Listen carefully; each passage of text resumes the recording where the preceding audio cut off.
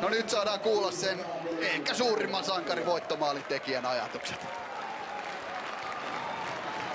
Petteri Pennanen, onneksi olkoon Suomen mestaruus tällä kertaa kotiyleisön edessä. No, kerro nyt miltä tuntuu.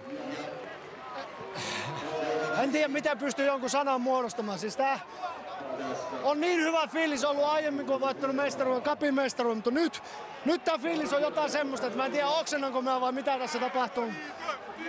Siis tää ei ole edes unelmien täyttämys. Tämmöistä ei voinut haaveilla, kun mä olin pieni, että Kuopiossa kokee joskus tämmöisen illan. Tää on enemmän kuin mä olisin ikinä voinut jalkapallouralta toivoa. Täällä on yli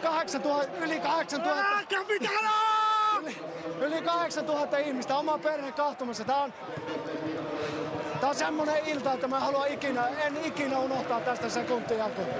Tää on niin kaunis ilta. Niin, edellinen mestaruus tuli vieraskentällä. Sano vielä pari sanaa tästä yleisöstä. KuPSin ennätysyleisö tänään. Hyvä, jos tänne olisi enempää mahtunutkaan. Tää on iso syy, miksi me ollaan Suomen mestari. Nää on koko kausi. Me ollaan ihan sama kotona vieressä. Meillä on aina ollut tuki ja totta kai nyt tämmönen yleisö, niin ne on mestareita meidän kanssa. Nyt mä menen, sori.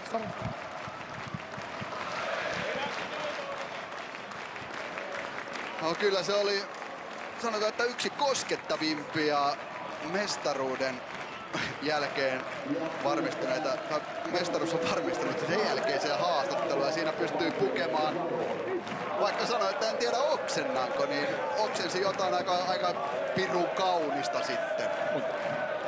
Siis toi lause, että en olisi voinut enempää jalkapallouralta toivoa, sen äärelle kelpaa pysähtyä ja pohtii sitä merkitystä, mikä tällä ottelulla kaupungilla, joukkueella, mestaruudella on Petteri Pennaselle ja kuopiolaisille.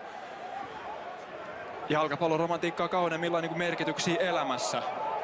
Perhepaikalla katsomassa, monisukupolvinen kokemus, yhteen tuleminen.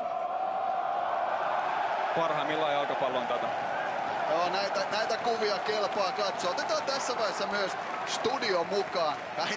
Vähintään äänellä, koska näistä kuvista ei parane lähteä pois.